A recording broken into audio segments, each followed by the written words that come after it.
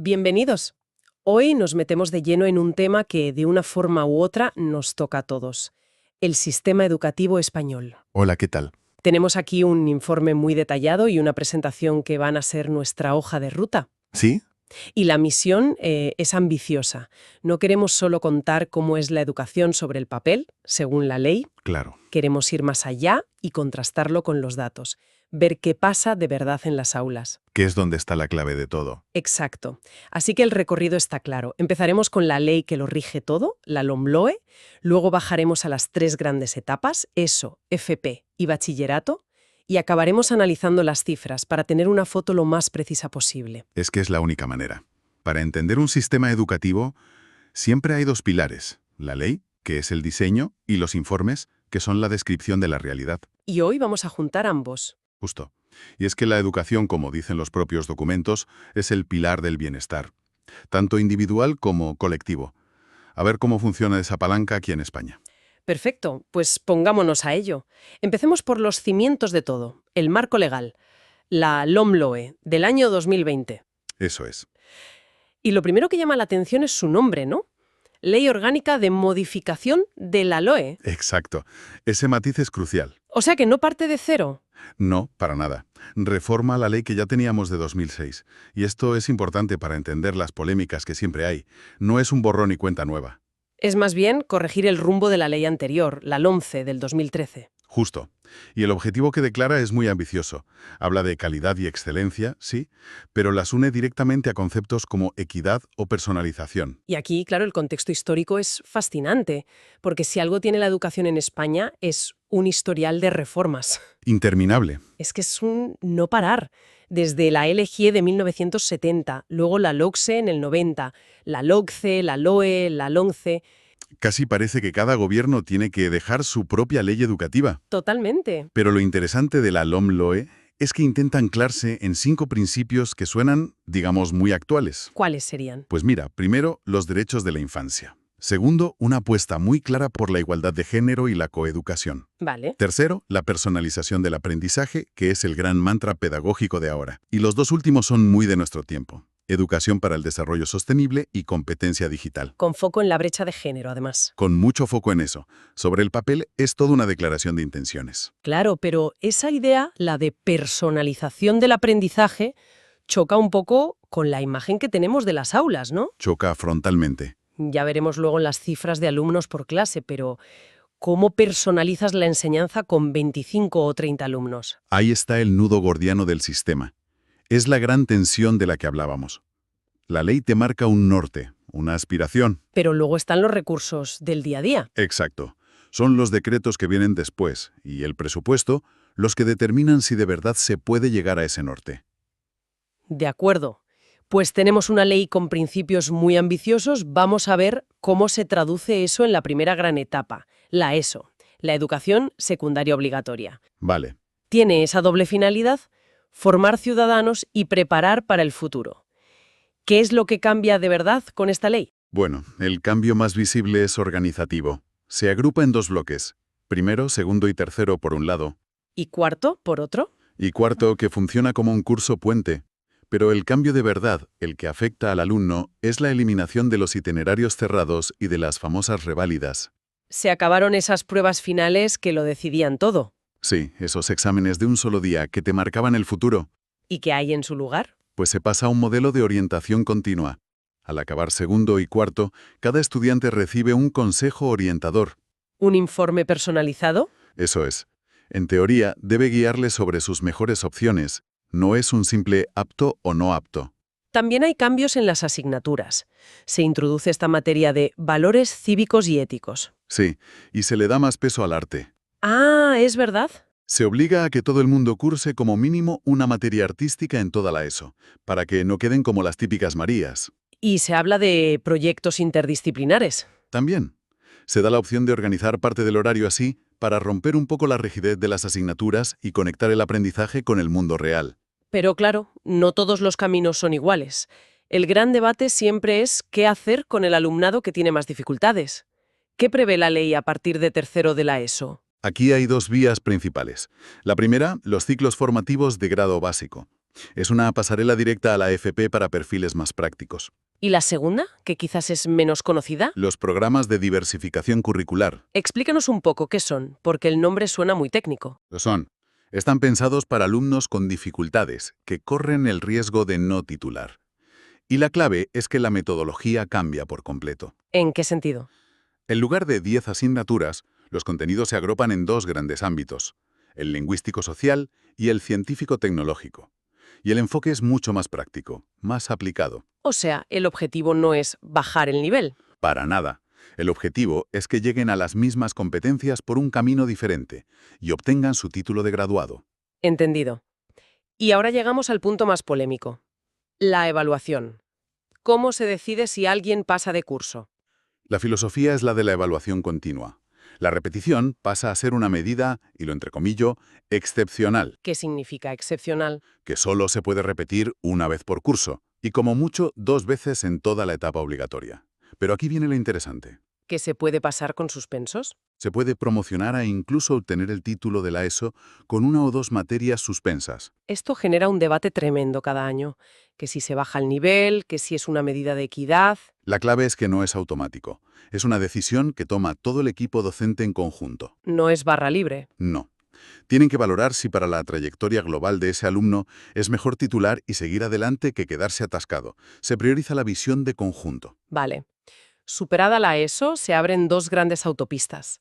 Una, que ha ganado un prestigio enorme, es la formación profesional. Totalmente.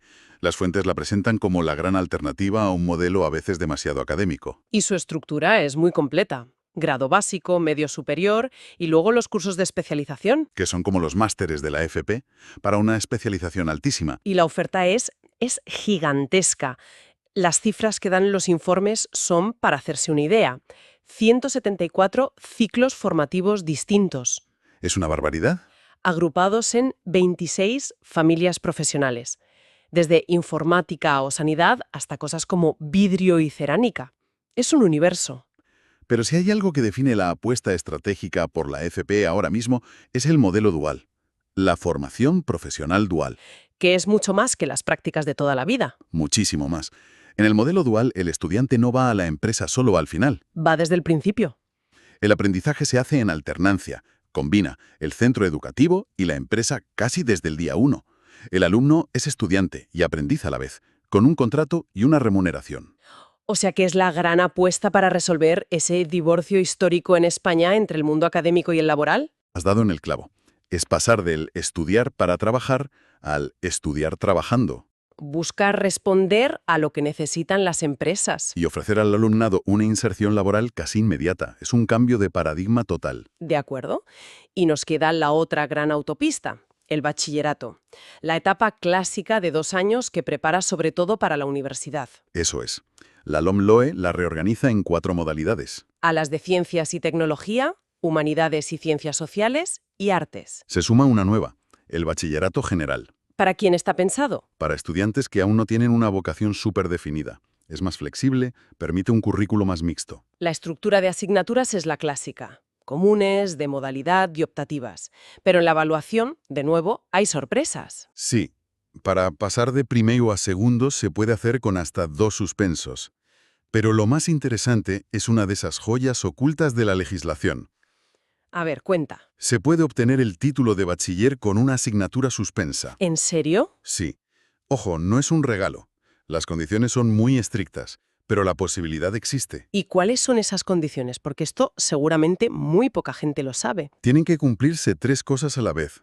Primero, que el equipo docente considere que el alumno ha alcanzado los objetivos de la etapa. Vale, el visto bueno de los profesores. Segundo, que haya ido a clase y se haya presentado a todos los exámenes. Lógico. Y tercero, la condición matemática, que la media de todas las asignaturas de los 2 cursos, incluida la suspensa, sea igual o mayor que 5. Fascinante.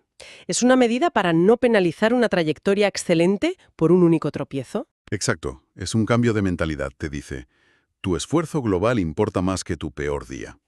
Y una vez tienes el título, las puertas son las de siempre. Universidad, enseñanzas artísticas superiores o un ciclo de FP de grado superior. Conectando de nuevo las 2 vías. Perfecto.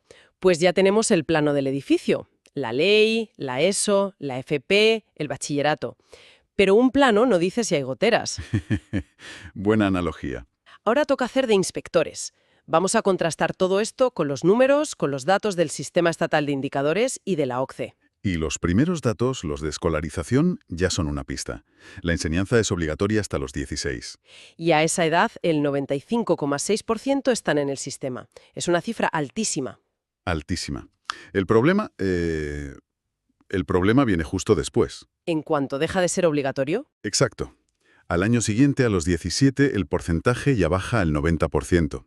Y a los 19 años ya hablamos de solo el 79,5%. es una sangría importante.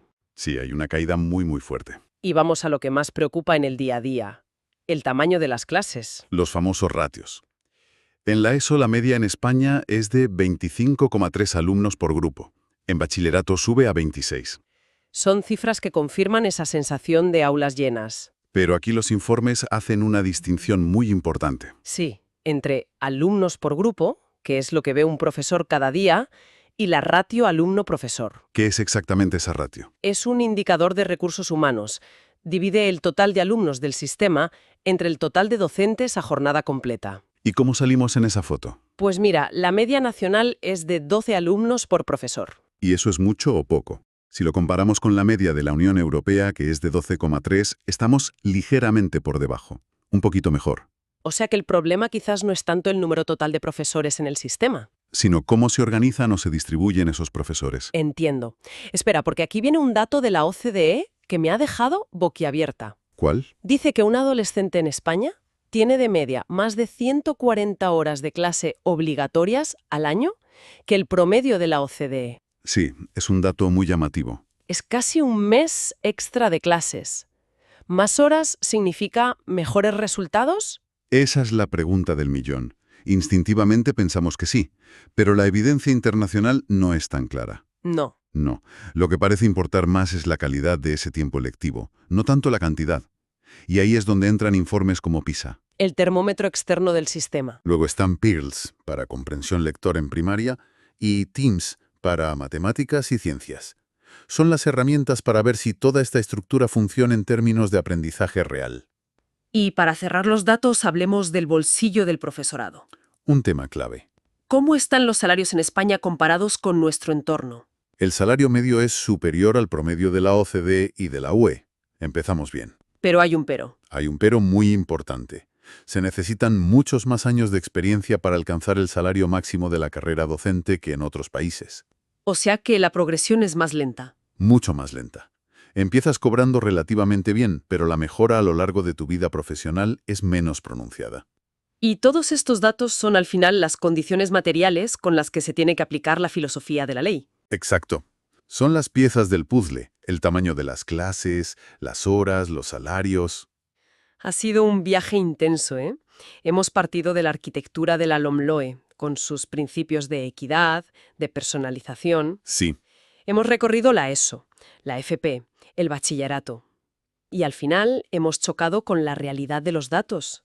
Clases llenas, muchas horas lectivas y esa tasa de abandono que preocupa. Y con todas esas piezas sobre la mesa, la reflexión final es casi obligada. Nos devuelve al principio de la conversación. A esa tensión entre la ley y la realidad. Exacto. Hemos visto los ambiciosos principios de la ley, que hablan de personalizar la atención, de promover la equidad, y hemos visto los datos sobre la realidad de las aulas. Y la pregunta queda en el aire. La pregunta que queda, y que los informes nos invitan a hacernos es, ¿hasta qué punto los recursos y la estructura real del sistema educativo español están alineados con la enorme ambición de sus objetivos? O dicho de otra forma, ¿tenemos las herramientas necesarias para construir el edificio que hemos diseñado en el plano?